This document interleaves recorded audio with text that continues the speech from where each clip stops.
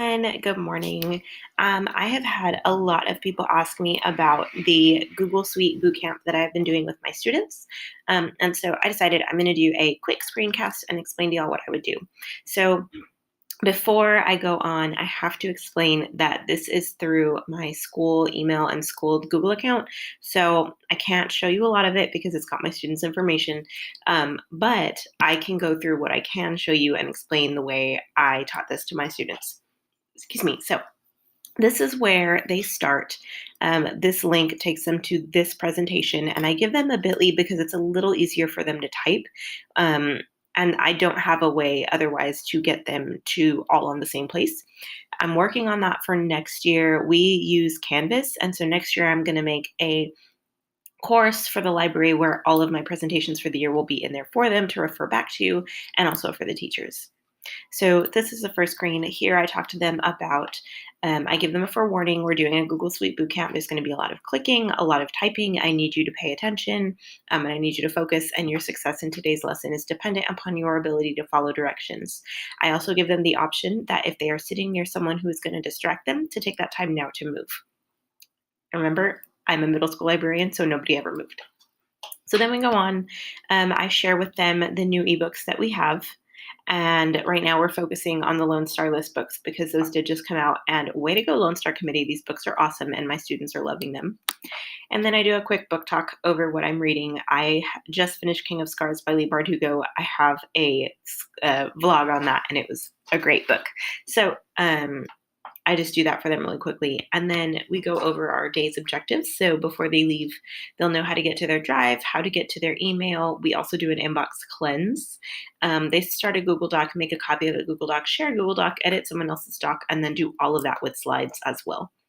And I like to throw in these little GIFs because the kids love them. They think they're fun. And then I keep the link to this presentation down here at the bottom, because we know middle school kids are going to later be like, oh my God, I lost it. I forgot. I don't know where I am. So I just keep that up there and tell them if you get lost at any point, the presentation link is up there on the screen. So this is where the actual meat of the lesson is. This is where we start talking about how to use their portal. So, how to use their drive. So they start at their portal. I tell them to go to their drive, and we start with just basic, very, very basic, which is the waffle. And I tell them, if you were talking to someone near you, that's awesome. If you already know something that we are going to go over, that's awesome, and I'm glad that you do, but don't take someone else's learning moment. And then I told them, I guarantee you, you're going to learn at least one thing new today. And their favorite thing is always this, the waffle. They think it's silly, and they're like, oh my God, Miss Russell, you made that up. And I'm like, no, guys, that's actually what this is called. And so I tell them this is your waffle, which is kind of like your home screen. It's where all of the apps that are available to you in your Google Drive are located. And then I tell them today we're going to focus on slides, email, and docs. So I go through email next. And the reason that I have a screenshot of an inbox and not the actual inbox is because teachers and staff in my district, we don't use Gmail, we use Outlook, but the kids get Gmail. So then we go over how to get to your Gmail because surprisingly, they don't know how to do that. And so we go over how to do that, how often they should be checking their email, putting the Gmail app on their phone, and we talk about the importance of a clean inbox and why it's important to check our email, important information is coming to us. And then we learn about this little guy where it selects all their email, how to do a mass delete, and then I talked about what these different folders are. Next, we do Google Docs. And so what I do here is I tell them this is where we're actually going to start doing things. So we read the instructions together, and then they open the link that says make a copy of this Google Doc. And what they really like is they love how this is a forced copy. And I tell them this is called a forced copy. A forced copy is when you make a copy of something before you even know what it is. So I'll just make a copy of it so you can see it. And it's very basic, very simple. And what I did was I just made this really quick template and they fill each one of those in. So I'm just going to fill these in really quickly. My favorite food is, well, we got to wait for it to load. Waffles. My favorite class is math. My favorite teacher is, this one I'll usually delete and leave them to put it themselves because they like seeing who each other's favorite is. My favorite color is yellow, and my favorite book is The Princess Saves Herself in This. by Amanda Looks. And then we talk about, remember, we're in ELA, and so each one needs to have a period, each proper noun needs to have a capital, and then we start talking about formatting. So I tell them, how do I show that this is the title of a book? And of course, they answer and they say you can either italicize or you underline it. And so then we talk about Control U or Control I, and I give them the option to choose one for themselves. And then we talk about Control A, which highlights everything. And then we change our font size. I tell them change it to 30. That way when we use it later, it's already big. And then we talk about this More Fonts button, which I learned about at TCEA. And then we go over how this is where all of the hidden fonts are that you're not just automatically given up front. And I start that by saying, who gets tired of only having the same 4 fonts that Google gives you? And they all raise their hands. And I say, cool, click on more fonts. And they're all like, oh my God, how did we not know this before? And so then we talk about how to sort, the different things that each sort means. And then I give them a few minutes to just go through and choose a font that they like. And I really like this because it gives them a little bit of ownership and it lets them show a little of their creativity and explain why they like the font or whatever. And so I'll choose them, I tell them okay, and then it changes their font. So then we go over Control A again, changing their font color, why we don't change it to white. Again, I'm in a middle school. We have a lot of that. And then we talk about the sharing settings. So then I teach them about the difference between sharing with individual people and using the link. We talk about these different accesses, and what each one means. So the difference between edit, comment, and view. Copy, done. And then I teach them about how to make a force copy. And if you don't know how to make a force copy, what you do is here where it says edit in your link, you just change that to copy. And then it makes a force copy, which is really cool. And the kids think it's awesome. So there's that. And then I tell them, like, this is really ugly, so we're going to work on that later. And then I just Control Z it because they don't need that. But we know that our link is now copied. And then we go back to the presentation. We've filled in the statements, and we're going to share the link to it on this doc. And so this is a shared doc, and I tell them the difference between the doc that you had over here is this is your document. No one can see it until you share it. This document is my document that you are going to edit, but it's going to belong to everyone. And so what this is, once it loads, is each class period gets their own page on this document, and I teach them how to make their name into a link. And I'm just going to let this finish loading. And I pre-made this ahead of time. So what I do, oops. Hold on. So what I do ahead of time is I take this doc and I just put the teacher's name. Oops. And then I'm just going to move all this down so it's not in our way. I put the teacher's name and then I put my name. That way it's already there. Whatever. And then I start numbering. And then I tell the students that you are not to type or click anything until we continue with the lesson. And what I'm going to give everybody a number, and on their number is where they write their name. So then I just count. I tell them I need all your eyes and ears up here. Something I learned that's really fun is I tell them to put their hands on their head so you make sure that they're not clicking or typing. And then I give each one a number and I just count off. And I like to start in the middle of the room and then go out. That way they don't know where I'm going. And so I'll give them each a number. And then I tell them, all right, go type your name. So here's their first name, last name, and they'll all do that. And they'll put it, and then it's really cool because you'll see all of them typing their name at the same time. And then they think it's really cool because they see that as well.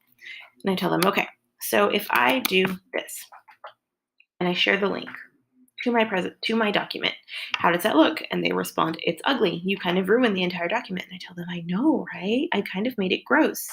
And so we're going to make our name to be the link instead. So I tell them, you're going to highlight your name. You do Control K.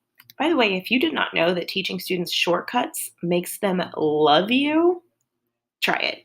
Kids love shortcuts. They love knowing all the controls or the whatevers because then they feel like they know something you don't. Anyway, so then I tell them about what this is and why this is coming up under the link. And then I tell them Control V. and that changes our name into a link. And then I show them one more time. I tell them I'm going to show you again, and then I'm going to let you do it. We highlight our name, Control K, Control V, enter. And so then they get to see that. And then I go over how I'll pick one or two names down here, and I'll go over how if I click on someone's document, then now I'm able to see their information. And I'll usually pick a student that'll have something, I'll pick a student that'll have something interesting, or a student that I know, and I'll say, "Ooh, put that on sleep." I will tell them, or I'll pick a student that I know, and I'll say, "Hey, if I want to know so and so's favorite book, then I would click on their name," and so on and so forth. So there's that. And then I'll tell them, let's close this, but leave our document open, and we'll go back to this. So then what we'll do is we'll go over again, what does Control A do? How do I copy all this information? Control C. And then we go back to the presentation. So there's a lot of talking in between. I do a lot of monitoring. I do a lot of walking around. I do a lot of talking to the teacher ahead of time and asking them how many students are in your class so I know what to number by. This doesn't take a ton of preparation once you have the basic presentation completed. So like when I made this actual presentation, took me about an hour or two just to get everything the way I wanted it. And then before every teacher comes in, I just make a new shared doc, this one, for each teacher. And then I make a new presentation, this, for each teacher, because I try doing where all the sixth graders are on one, all the seventh graders are on another, and all the eighth graders on the other, because I thought it would be really neat. But what it ended up doing was it slowed everyone's Chromebooks down because the slide presentations were so big. And so instead I just switched it to it being one presentation per teacher, which made it easier in the end because when the teachers went back to look at them, they could just see all of their kids all on one. So then I told them, let's read these instructions together using the information from the Google Doc that you copied. Add a slide to the 7th grade Google Slides presentation and add a copyright-free photo from Google to your slide. A lot of my students have taken the business class before they come for this lesson. 6th graders have not. 7th and 8th graders have. And so they already know that part, and I ask them how to do it rather than me teaching them because then they have more ownership. So I tell them, let's open our Google Slides presentation, and then they put their hands on their head because this is where we have to wait a second for the loading. So again, this is a 7th grade teacher's class's presentation. And when I pre-made the presentation before the class started, I made this cover slide, I made my slide, but it just has my name on it, and then I made each class period, so 8th period, 7th period, 6th period, and so on. And what I do after each class, you'll see it over here, is I have it to where the past classes are being skipped, and that's so that the kids can't, to them, they think they can't access it. But it's really just so at the end of class when we go over the slides together and they get their little moment, it doesn't bring the other classes up. So then I'm just going to do that with y'all. I'll show y'all how to do it. I tell them, okay, I'm going to give you a number again, and your number is your slide. And this time we start at slide number 4 because that's usually the first blank one. And I tell them when you get to your slide, you're going to put your first and last name in the top box, paste your information in the bottom box, and then we go on. So now they've already got their text in their slide with the font color they want, the size that should fit, and then we're good. So then I tell them how to change their background color. On the Chromebooks, for some reason, this menu line is not there, and so we go over how to use the slide menu, change your background color. I change it to that, and then we talk about, let me go back here. We talk about the difference between the Add to Theme button and the Done button, and how if you add to theme, then it will change everyone's slide color, and it's not always a fun time then, because then people get mad. But we always talk then about the version history and how if somebody changed everyone else's information or everyone else's slide color, or if they accidentally deleted, how we can go back and restore that. So then from here, we talk about what was our other instruction, and it was to add a copyright-free photo. Then we talk about the importance of copyright-free photos, and then we talk about why we want copyright-free photos and why What is copyright? It's a really good quick refresher on what is copyright, why we don't plagiarize, how we know when we're plagiarizing, and how to be sure that we're not. Then we go to Google Images. So I put that my favorite food is waffles. So I do that. And then I tell them, make sure you're doing an image search. But from here, we are not clicking anything. So then we talk about how these photos are beautiful and how we don't know if they belong to anyone. So then I tell them, if you have taken the business class, where do we go from here? And so then we do tools, we go down to usage rights, and then we do labeled for non-commercial reuse. And we talk about the differences in these. Between each source. And then we talk about how the choices of images that we got changed and why, and how that changes kind of our options. Then we talk about how, if you are in yearbook or in journalism, why some of the photos that you might want may not show up when you filter it. And we talk about permissions and all that good stuff. So then I tell them on the Chromebooks, I learned that if you double tap, then with 2 fingers, then it brings up the right click menu. But I've also taught them that if you hold down the Alt key and click at the same time, it will bring up your right click menu. And then we do copy image and then paste it onto our slides. I've also taught them how to copy the link image address so that they can give credit for their pictures. We also go over what the importance is for that. And then when they did research, we broke those links down. We found who actually made the picture and so on. And then I also taught them about Unsplash and Pixabay and the importance of those free photos. So then once they're happy with their slides, I tell them to sign out and stack their Chromebooks back in the center of the table. And then from there, once everyone is ready to go, I put this up on the screen, and then we'll go over the entire presentation together, which they always think is fun. So yeah, that's it. It was really easy to put together. The kids really enjoyed it. And then we also have circulation time at the end. And I also did this presentation for the teachers, my new teachers who, and when I say new, I mean veteran teachers who don't really know a lot about their G Suite. They're not super tech friendly. They loved this because it taught them a lot. And they learned a lot about technology, about shortcuts. And I've heard that they really, really enjoyed this lesson. So I hope that this helps y'all. If you have any questions, feel free to email me or comment.